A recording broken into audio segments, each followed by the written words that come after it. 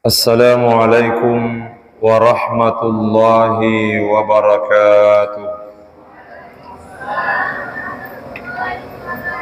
Bismillahirrahmanirrahim.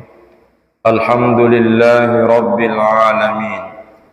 Wassalatu wassalamu ala ashrafil anbiya'i wal mursalin, Sayyidina wa maulana Muhammad wa ala alihi wa ashabihi ajma'in, amma ba'du. Allahumma akhrijna min zulumatil wahmi wa akrimna binuril fahmi waftah alaina bima'rifatil ilmi wa sahhil akhlaqana bil hilmi waj'alna mimman yastami'una al-qawla fayattabi'una ahsana. Allahumma barik lana fi majlisina hadha waj'alhu muhatan bil khairati wal anwari wal barakat wa waffiqna li salihil a'mali wal akhlaq birahmatika ya arhamar rahimin. Wa ba'du, mengawali pengajian kita pada malam hari ini, untuk lebih berkahnya kita awali dengan bersama-sama membacakan suratul Fatihah kepada Nabiullah Muhammad sallallahu alaihi wasallam, kepada kedua orang tua kita masing-masing, kepada seluruh guru-guru yang pernah mengajar dan mendidik kita, kepada seluruh ulama dimanapun mereka berada, lebih khusus kepada penulis kitab Al-Azkar An-Nawawiyah, dalam hal ini Al-Imamun Nawawi rahimahullahu ta'ala. Al-Fatihah. A'udzu billahi minasy syaithanir rajim. Bismillahirrahmanirrahim. Alhamdulillahi rabbil alamin. Ar-Rahmanir Rahim, Maliki yaumiddin. Iyyaka na'budu wa iyyaka nasta'in. Ihdinas siratal mustaqim, siratal ladzina an'amta 'alaihim, ghairil maghdubi 'alaihim waladdallin. Amin. Bacaan kita pada malam hari ini insyaallah melanjutkan bacaan kita sebelumnya dari kitab Al-Azkar An-Nawawiyah, di mana pada bacaan terakhir kita telah melihat penjelasan Maha Guru kita mengenai perbandingan kemuliaan baca Quran dengan melihat mushaf yang dibandingkan dengan baca Quran tanpa melihat mushaf, yang kesimpulannya pada dasarnya baca Quran dengan melihat mushaf itu lebih afdal dibandingkan dengan baca Quran hanya sebatas menghafal, dengan alasan ada dua pintu pahala: satu, pahala membaca; dua, pahala melihat mushaf Al-Quran. Pahala nasabah engkaki mak baca, yang kedua pahala nasabah iritai bacaan Quran. Hanya saja ketentuan ini tidak bersifat mutlak. Bisa jadi dalam kondisi tertentu membaca Al-Quran dengan menghafal itu bisa jadi lebih afdal dibandingkan dengan membaca Quran dengan melihat mushaf, apabila satu, ketika dia menghafal seolah-olah terbayang di depannya ayat yang dia baca. Yang kedua, ketika dia membaca dengan hafalan itu, dia lebih mudah mentadabburi dan mengkaji kandungan Quran. Maka pada kondisi seperti itu, membaca dengan hafalan itu lebih afdal dibandingkan dengan membaca dengan melihat mushaf. Tapi apabila kondisinya sama, maka kesimpulan yang diambil adalah membaca dengan melihat mushaf itu lebih afdal dibandingkan dengan membaca hanya sebatas menghafal. Yang kedua, Kita juga sudah membaca pada pengajian sebelumnya mengenai keistimewaan dan kemuliaan membaca Al-Quran yang disertai dengan raf'us sauti, membesarkan suara. Artinya, jauh lebih baik dan lebih afdal membesarkan suara baca Quran dibandingkan dengan baca Quran tanpa suara, selama itu tidak mengganggu orang lain. Dan itulah yang kita baca pada pengajian sebelumnya. Malam ini kita lanjutkan pada pembahasan yang baru. Qala al-musannifu rahimahullahu ta'ala wa nafa'ana bi'ulumihi fid daraini. Allahumma amin. Faslun, sebuah fasal atau sebuah sub masalah yang baru. Wa yustahabbu tahsinus sauti.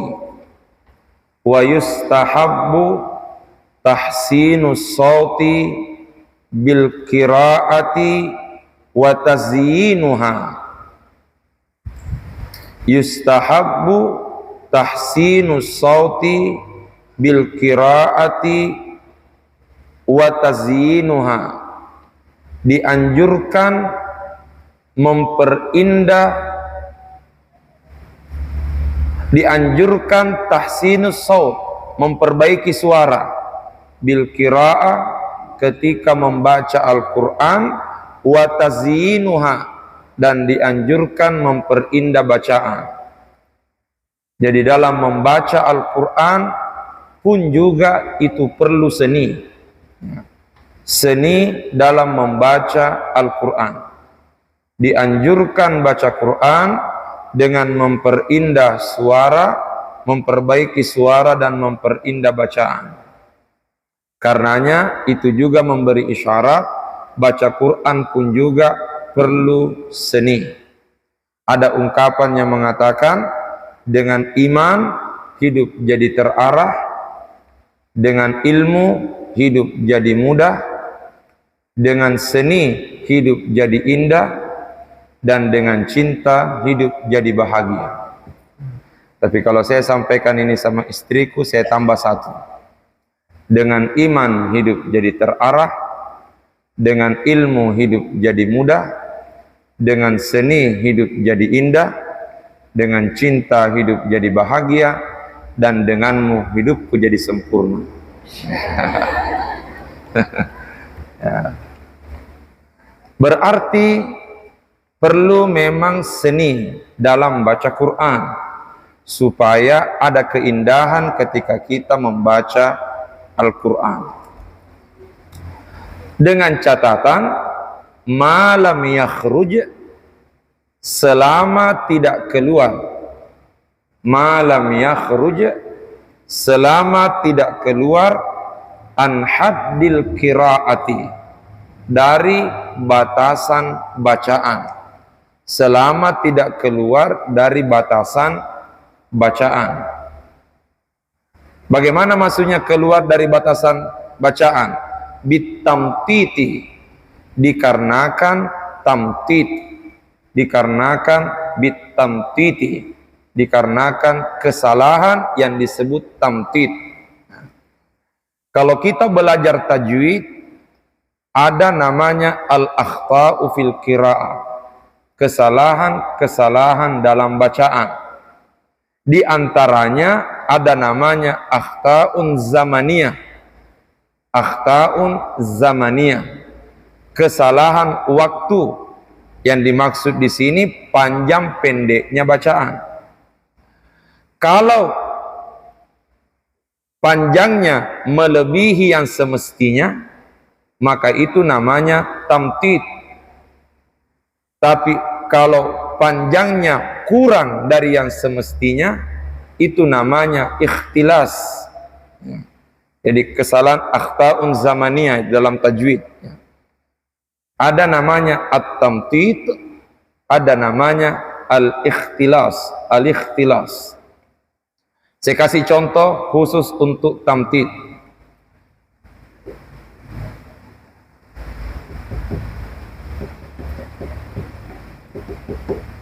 Qul huwallahu ahad, Allahus samad, lam yalid wa lam yulad wa lam yakul lahu kufuwan ahad. Nah, itu salah itu. Karena bukan ahad tapi ahad. Contoh lagi, famay ya'mal. Terkadang ada yang baca famay ya'mal. Jadi seolah-olah ma-nya panjang. Padahal famayya. Tapi terkadang ada yang baca famayya. Jadi mayya. Seolah-olah ma-nya itu panjang. Famayya. Nah, salah itu. Padahal itu kan tidak ada alif.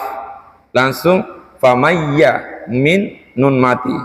Seolah-olah ada man, ya, itu salah. Itu namanya tamtid. Ya. Banyak contohnya. Dan itu sering sekali kita dengar kalau kita salat berjamaah. Seperti misalnya, tapi ini bukan ayat, tapi ini bacaan dalam salat. Sami'allahu liman hamidah. Itu yang benar. Tapi ada yang baca Sami'allahu liman hamidah. Dah. Padahal dahnya tidak panjang. Sami'allahu liman hamidah. Hamidahu, hamidah. Tapi biasa ada imam Sami'allahu liman hamidah. Itu tamtid itu. Ini yang dimaksud, dianjurkan memperbaiki bacaan dan memperbaiki suara dan memperindah bacaan selama tidak keluar dari batasan bacaan, tidak keluar dari hukum-hukum tajwid, termasuk dikarenakan oleh at-tamtid. At-tamtid itu adalah tatwilul qiraah, memperpanjang bacaan yang melebihi semestinya. Fa in afrata, dan jika dia berlebihan, fa in afrata, jika dia berlebihan, hatta zada harfan, hingga menambah satu huruf, fa in afrata, jika dia berlebihan hingga menambah satu huruf, au akhfa harfan, atau dia menyembunyikan satu huruf, artinya mengurangi hurufnya. Mesti panjang tapi ternyata dia kurangi panjangnya, itu berarti kurang dari yang semestinya. Zada harfan, melebihi yang semestinya. Akhfa harfan artinya mengurangi dari yang semestinya. Fahuwa haramun, maka itu hukumnya haram.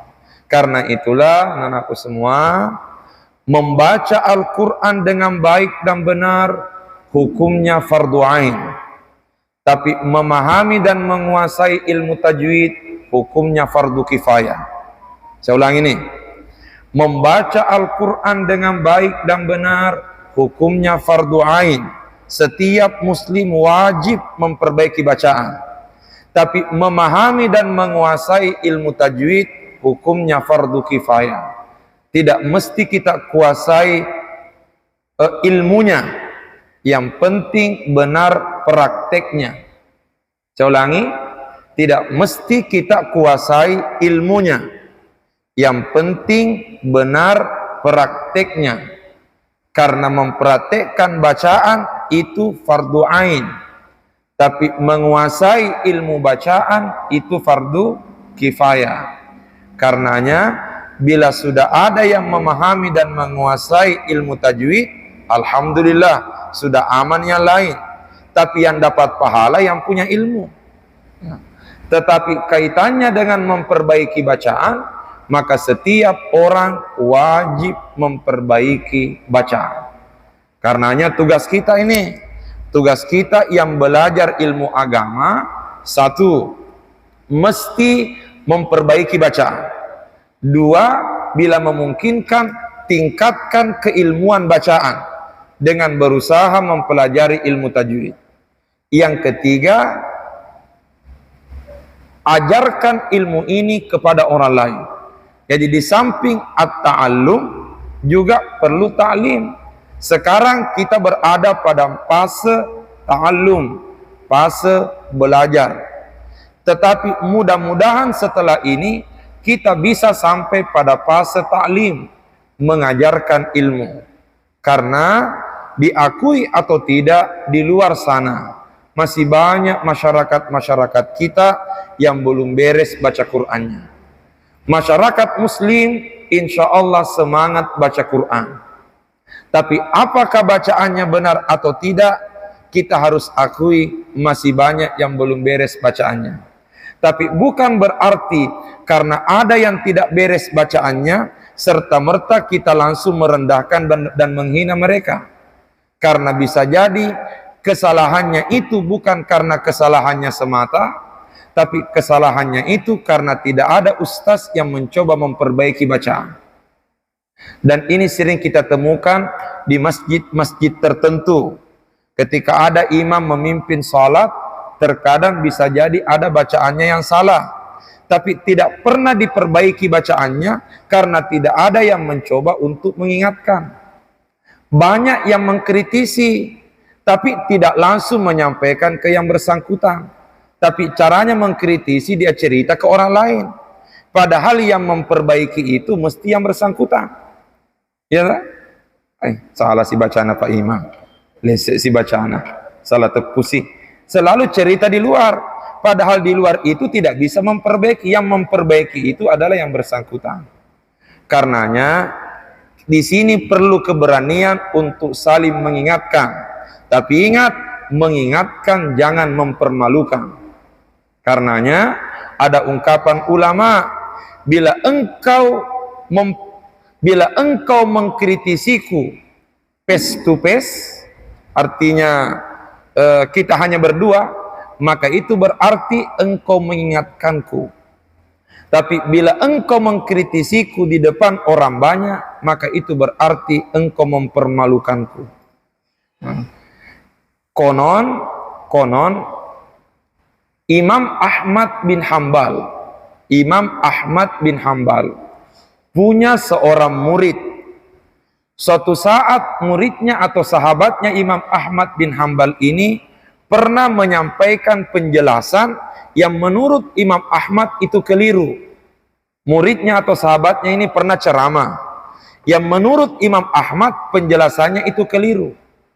Ternyata di suatu malam, di saat sudah mulai larut malam, ternyata Imam Ahmad datang bertamu ke rumah muridnya. Dan datang sendiri, tanpa memberitahu siapapun. Imam Ahmad menunggu kondisi sepi dan sunyi, lalu datang ke rumah muridnya. Itu pun membangunkan muridnya dengan pelan, supaya tidak ada orang yang mengetahui kalau Imam Ahmad datang. Dibukalah pintu oleh muridnya dan langsung diingatkan oleh Imam Ahmad.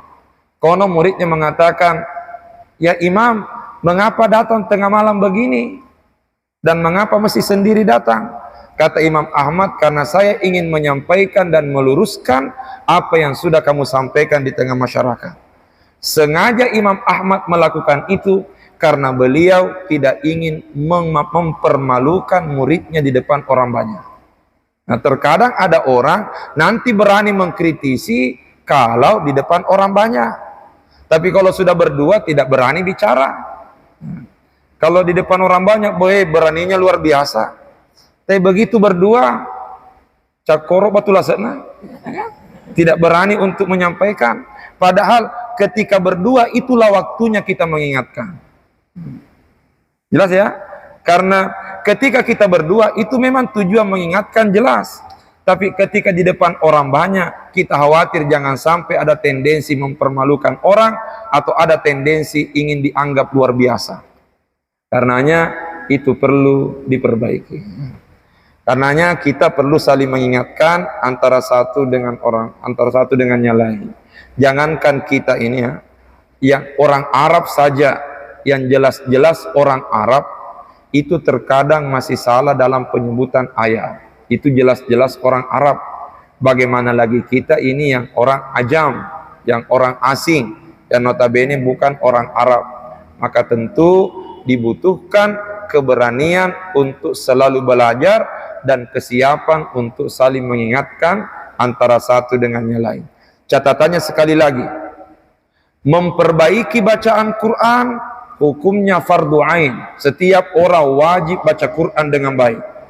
Tapi memahami dan menguasai ilmu tajwid hukumnya fardu kifayah. Tidak semua orang mesti kuasai ilmu tajwid. Tapi kalau bisa, alhamdulillah.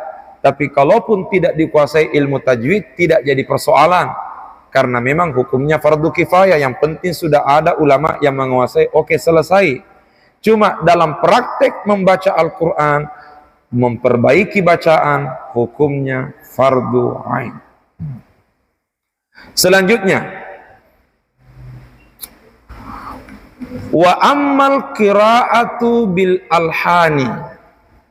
Adapun membaca Al-Quran dengan alhan, dengan melodi, dengan nada. Membaca Al-Quran dengan nada, membaca Al-Quran dengan melodi, artinya melagu-lagukan bacaan Quran.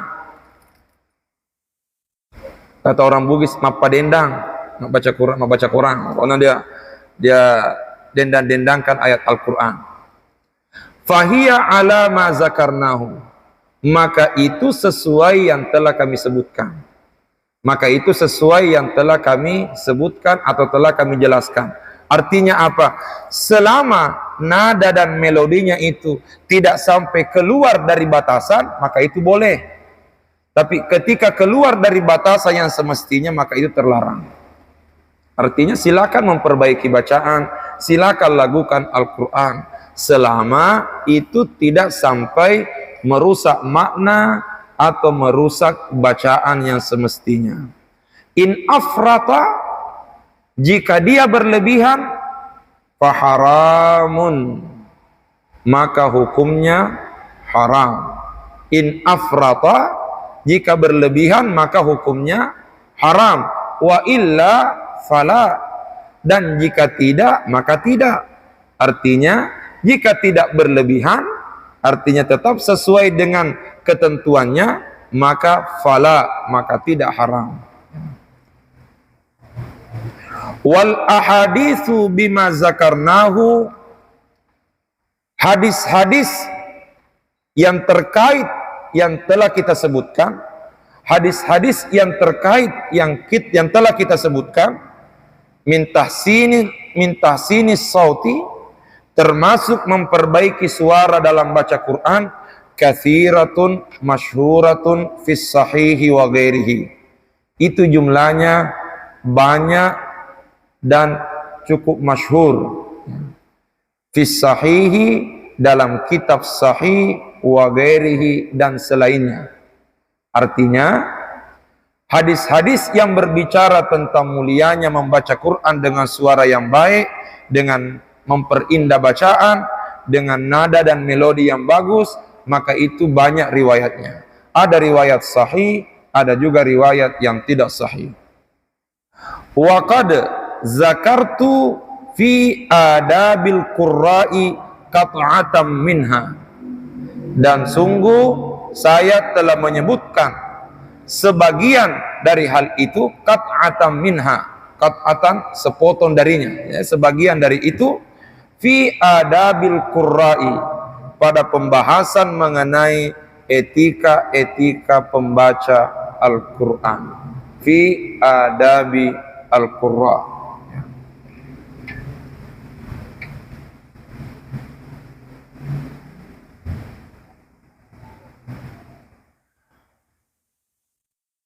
Selanjutnya, faslun, sebuah pasal yang baru atau sebuah sub masalah yang baru.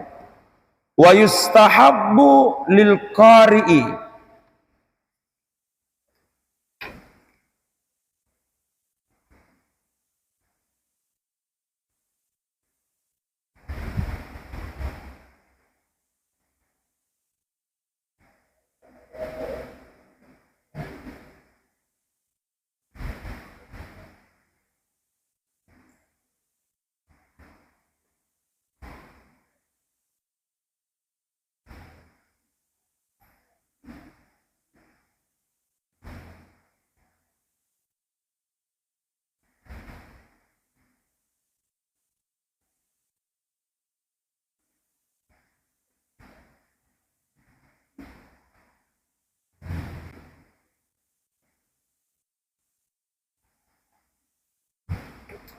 Wa yustahabbu lil qari'i, dianjurkan bagi orang yang membaca Al-Quran, apabila ibtada'a, jika dia memulai bacaan. Dianjurkan bagi orang yang membaca Al-Quran, bagi seorang qari, jika dia memulai bacaan min wastis surati, dari pertengahan surah. Jadi bukan dari awal surah, dia memulai bacaan dari pertengahan surah. Dianjurkan ayyabtadi'a min awwalil kalami al-murtabiti ba'duhu bi ba'din. Dianjurkan memulai bacaan dari awal pembicaraan, dari awal pembicaraan atau awal tema yang terkait ba'duhu bi ba'din, sebagian dengan sebagiannya lain. Artinya kalau kita membaca Al-Quran bukan dari awal surah, tapi kita baca dari pertengahan surah, maka sebaiknya kita memilih ayat yang saling terkait antara satu dengan yang lain. Pastinya semua ayat berkaitan. Pastinya semua ayat saling berkaitan dengan ayat sebelumnya, dengan ayat setelahnya. Tapi ada namanya, ada rentetan ayat, temanya ini, rentetan ini, temanya ini. Itulah sebabnya salah satu contohnya ya, salah satu contoh kitab tafsir, yang menafsirkan Al-Quran dengan menyebutkan judul temanya, dengan menyebutkan temanya kelompok ayat itu, termasuk diantaranya kitab tafsirnya Syekh Wahbah Az-Zuhaili yang berjudul At-Tafsirul Munir fil Aqidah Wasyari'ah wal Manhaj. Nah, Imam Syekh Wahbah Az-Zuhaili ketika menafsirkan Al-Quran, maka beliau menafsirkan ayat per kelompok. Jadi sesuai dengan urutan mushaf, tetapi beliau menafsirkan itu per kelompok ayat sesuai dengan tema-tema ayat itu. Itulah Syekh Wahbah Az-Zuhaili. Contoh, ketika menafsirkan suratul Baqarah, ditafsirkan dulu ayat 1 sampai ayat 5 sebagai tema-temanya orang beriman. Kemudian ayat 7, ayat 8 sebagai temanya orang kafir.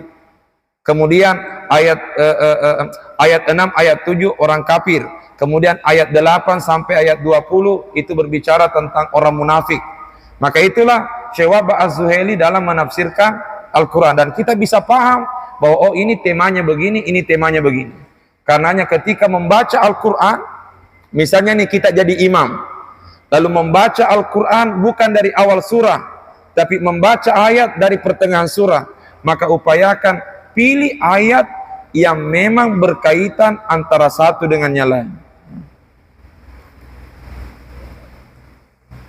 Wa kadzalika, demikian pula, idza waqafa, demikian pula idza waqafa, bila dia wakaf, berhenti. Bila dia berhenti, upayakan yaqifu alal murtabiti, dia berhenti pada ayat yang berkaitan. Artinya jangan berhenti pada kalimat atau pada ayat yang temanya belum selesai. Upayakan diselesaikan temanya. Salah satu dosen tafsir di UIN Alauddin Makassar, yang juga alumni Dede Imangkoso, yang menggeluti bacaan Quran dengan metode, dengan menghafal Quran dengan metode tema per tema. Menghafal Quran dengan tema per tema. Artinya menghafal Quran bukan sekedar menghafal ayatnya, tetapi membaca ayat sambil memahami maknanya, dan nanti berhenti membaca ketika temanya itu sudah selesai. Dipaham maksudnya ini? Jadi membaca, contoh nih, ketika menghafal surah Al-Baqarah, menghafal surah ketika baru memulai menghafal surah Al-Baqarah, maka tidak berhenti di pojok-pojok mushaf. Kan biasa kalau Quran, hafalan Quran yang sering kita baca itu, mushaf yang sering kita baca itu kan 15 baris nih, 15 baris, dan paling bawah itu ayat terakhir di situ. Itu istilahnya Quran pojok, ya. Quran pojok ini jumlahnya itu 15 baris. Maka beliau mempraktikkan menghafal Quran itu tidak dengan Quran pojok, tapi menghafal Quran sesuai dengan tema. Nanti berhenti menghafal ketika sudah selesai tema itu.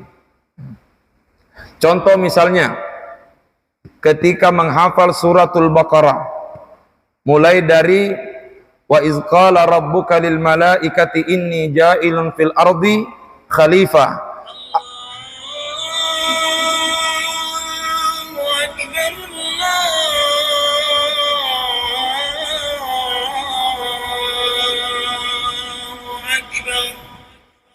Jadi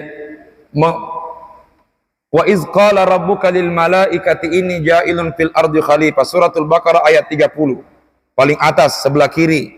Paling bawahnya fatalaqqa adamu mir rabbih kalimatin fataba alai innahu wat tawwabur rahim. Kalau kita menggunakan menghafal Quran dengan Quran pojok, berhenti di situ. Tapi beliau tidak berhenti di situ, melanjutkan 2 ayat setelahnya. Qul nahbitu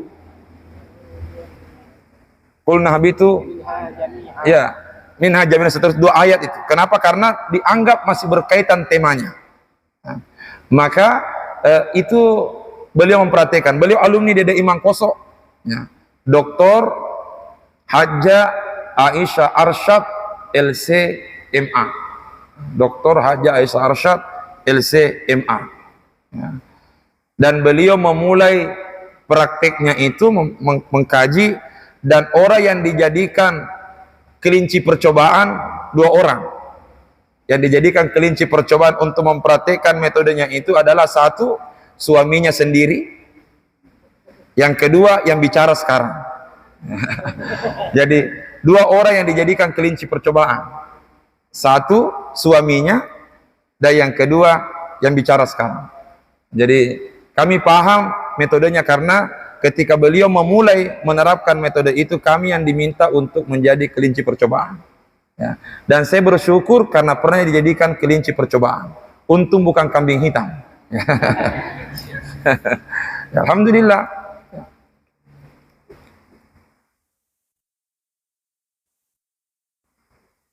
Pertanyaan, mengapa kita tidak berhenti?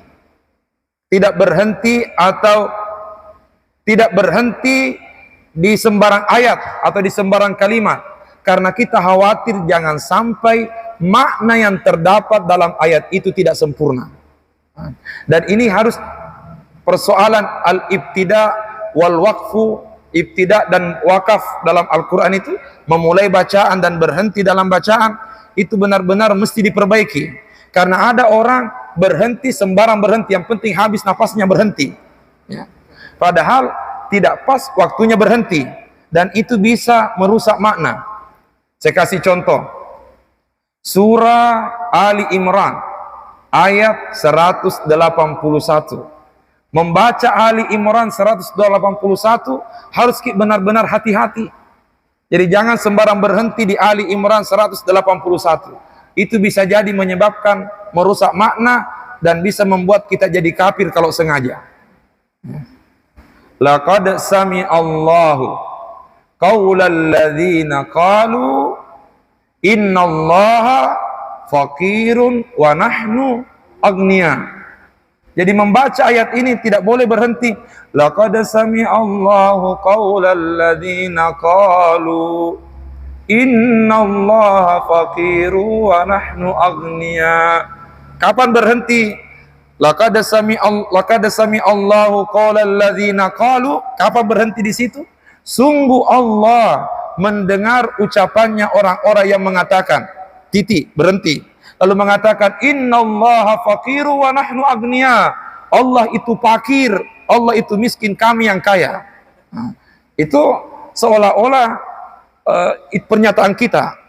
Padahal pernyataan itu berkaitan dengan kalimat sebelumnya. Karenanya tidak boleh berhenti di situ. Laqad sami'allahu qaulal ladzina qalu innallaha faqirun wa nahnu aghnia. Mesti disambung. Sama juga dengan awal surah At-Taubah. Sama juga dengan awal surah At-Taubah. Wa adhanum minallahi wa rasulihi ilan nasi yaumal hajjil akbar. Baru lanjutannya, annallaha bari'um minal musyrikin wa rasuluh.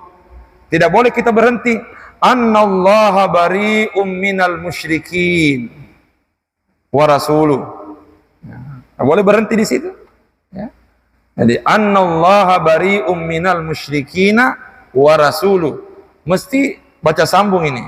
Kenapa? Karena itu merusak makna. Merusak makna apabila kita berhenti pada tempat yang tidak semestinya.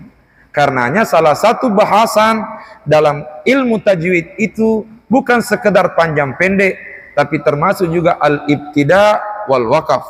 Kapan memulai dan kapan berhenti. Inilah yang disebutkan oleh ulama kita di sini. Wa kadzalika idza waqafa yaqifu 'alal murtabiti. Demikian juga apabila dia wakaf, dia berhenti, mestinya berhenti pada ayat yang berkaitan. Wa indantihail kalami, dan sudah selesai pembahasan. Ya. Artinya sudah selesai tema itu. Wala, lanya ini lamun nahi. Ya. Jadi ini bukan la nafi, ini lamun nahi ini. Karenanya bacanya wala yataqayyad. Nah, dijazam. Wala yataqayyad. Janganlah dia mentakhid, membatasi fil ibtidai, mentakhid, membatasi permulaan bacaan, wala fil waqfi, dan jangan juga membatasi, mentakhid, wakaf, berhenti bacaan itu, bil ajza'i, pada juznya, ya, pada ajza, wal ahzabi, dan pada azabnya. Itu biasa kalau kita baca Quran ada di pinggir-pinggirnya hizib, hizib, hizib, yang biasa ditandai dengan huruf ain biasanya, ya. Atau wal a'syari, atau sepersepuluhnya. Kalau kita bertadarus, diupayakan jangan patok bahwa nanti saya berhenti kalau sudah tiba di sini, tanpa memperhatikan tema, hanya memperhatikan posisi ayat. Nah, padahal yang perlu dilihat itu adalah intihaul kalam. Cuma memang dalam praktek bacaan Al-Quran, termasuk kaitannya dengan menghafal Al-Quran, itu terkadang ulama memiliki keragaman metode. Termasuk diantaranya ada orang yang menghafal Quran, menerapkan hafalan Quran dengan 5-5. Misalnya 5 ayat, atau 5 baris, 5 baris. Itulah hikmahnya mengapa mushaf yang populer sekarang itu jumlah barisnya setiap halaman itu 15 baris. Karena sebenarnya itu adalah pembagian yang tujuannya untuk menghafal itu. 5 baris, 5 baris, 5 baris. Karena ada riwayat dari Imamul Baihaqi yang mengatakan, man qara'al Qur'ana khamsa lam yansah. Ada riwayat dari Imamul Baihaqi, man hafizal Qur'an, atau bisa nanti dicek man qara atau man hafiza. Intinya man qara'al Qur'ana atau man hafizal Qur'ana khamsa lam yansah. Siapa yang menghafal atau membaca Al-Quran 5 artinya 5 ayat atau 5 baris, lam yansah, dia tidak akan lupa. Pertanyaan, dari mana dasarnya? Itu didasari dari wahyu pertama. Katanya itulah hikmahnya wahyu pertama yang diterima Nabi Muhammad terdiri dari 5 ayat. Itu pesan untuk memulai menghafal, upayakan 5 ayat. atau 5 baris, 5 baris, 5 baris. Jangan baru memulai langsung mau 5 halaman. Ya. Yang pendek sedikit-sedikit saja ya.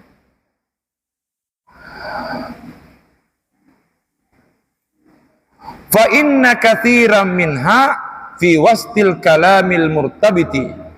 Karena kebanyakan dari hal itu terdapat di pertengahan fi wastil kalamil murtabit ya. Karena ajza, ahzab dan a'syar itu kebanyakannya itu berada di pertengahan tema, pertengahan pembahasan. Belum selesai pembahasannya. Dipaham maksudnya ini? Itu belum selesai pembahasan, baru pertemuan tema. Saya kasih contoh.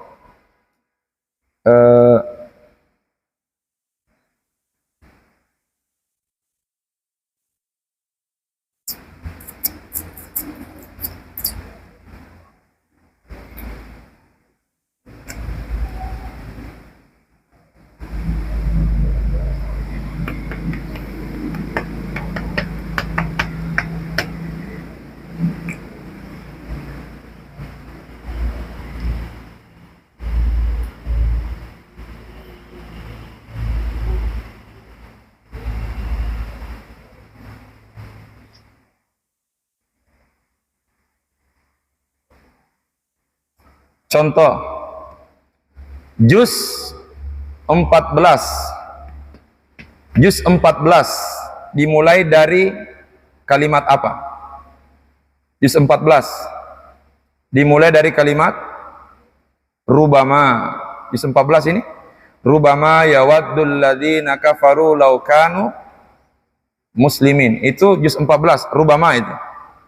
Tapi rubama ini itu ayat kedua dari surah Al-Hijr. Karenanya terkadang ada orang berhenti di juz 13, nanti benar-benar berhenti. Misalnya dia baca akhir surah Ibrahim di ayat terakhir dari juz 13. Hadza balagun linnasi wal yunzaru bihi wal ya'lamu annama huwa ilahu wahid wal yadhakkara ulul albab. Bismillahirrahmanirrahim. Alif lam ra. Tilka ayatul kitabi wa Qur'anim mubin. Shadaqallahul azim. Berhenti di situ. Kenapa? Karena baru selesai juz 13. Baru nanti lanjut lagi bacaan juz 14. Rubama yawaddul ladzina. Padahal ini awal surah. Ya, mestinya kalau memang berhentinya di akhir surah Ibrahim. Nanti lanjutnya di awal surah Al-Hijr. Itu yang dimaksud. Terkadang itu akhir juz atau akhir azab sebenarnya itu baru berada di pertengahan pembahasan. Wala yaqtarril insanu, dan janganlah orang itu tertipu bikasratil fa'ilina lihada. Jangan dia tertipu karena banyaknya orang yang melakukan itu. Jangan mengatakan magi je kuma pakiro na mega to mapakuro. Ya. Kenapa kalau saya lakukan orang lain juga begitu? Jangan lakukan kalau orang lain begitu, karena yang lain juga salah. Nah banyak orang begitu. Iya, kalau memang salah jangan diikuti. Karena bisa jadi orang lain melakukan karena dia tidak tahu bahwa itu salah. Jadi jangan kita tertipu dengan banyaknya orang yang melakukan lihadzal ladzi nahaina anhu. Melakukan ini yang kami larang. Mimma la yura'i hadhil adabi. Dari kalangan orang-orang yang tidak memperhatikan adab-adab bacaan. Dari kalangan orang-orang yang tidak memperhatikan bacaan. Dengan kata lain, dalam membaca Al-Quran, di samping ada hukum, perlu ada adab. Di samping melihat hukum, juga perlu melihat adab. Kaitannya dengan ibtida wal wakaf, itu adalah adab bacaan Quran. Karenanya kita harus benar-benar memperhatikan ini, karena lagi-lagi sahnya sesuatu karena hukumnya, tapi mulianya sesuatu karena adabnya. Saya ulangi, sahnya sesuatu karena hukumnya, tapi mulianya sesuatu karena adabnya. Sebelum kita tutup, saya minta absennya dulu. Sebagaimana yang saya sampaikan tadi. Karena kayaknya malam ini turun Lailatul Qadar ini. Alhamdulillah. Jumlah yang hadir pengajian, Masya Allah. Mudah-mudahan bisa istiqomah. Absennya kamu coba-coba cek. Ya. Saya mau absen. Kalau tidak begini, tidak datang pengajian. Ya. Nanti subuh juga mau diabsen. Ya. Nanti subuh ya. Yang pengajian nanti subuh siapa? Guru ya, karenanya nanti subuh di absen. Insyaallah saya hadir nanti subuh di sini. Absen. Mudah-mudahan tidak ada halangan. Atau nanti orang lain yang absen.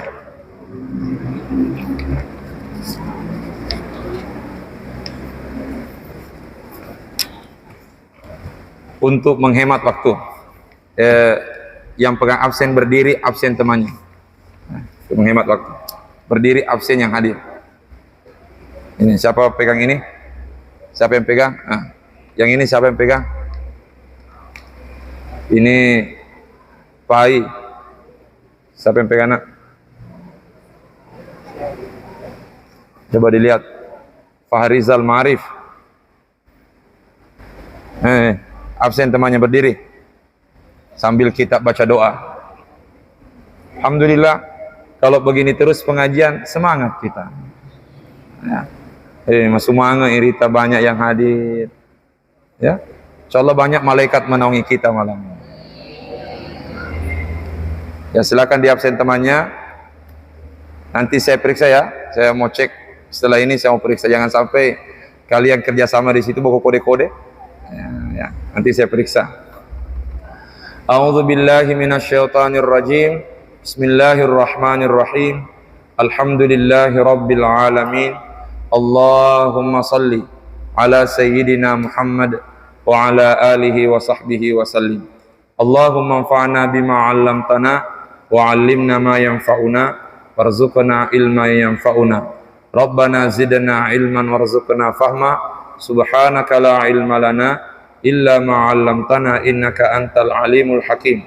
Rabbana atina fid dunya hasanah wa fil akhirati hasanah wa qina adzabannar. Sallallahu ala sayyidina Muhammad wa ala alihi wa sahbihi wa sallam. Subhana rabbika rabbil izzati amma yasifun wa salamun alal mursalin walhamdulillahi rabbil alamin.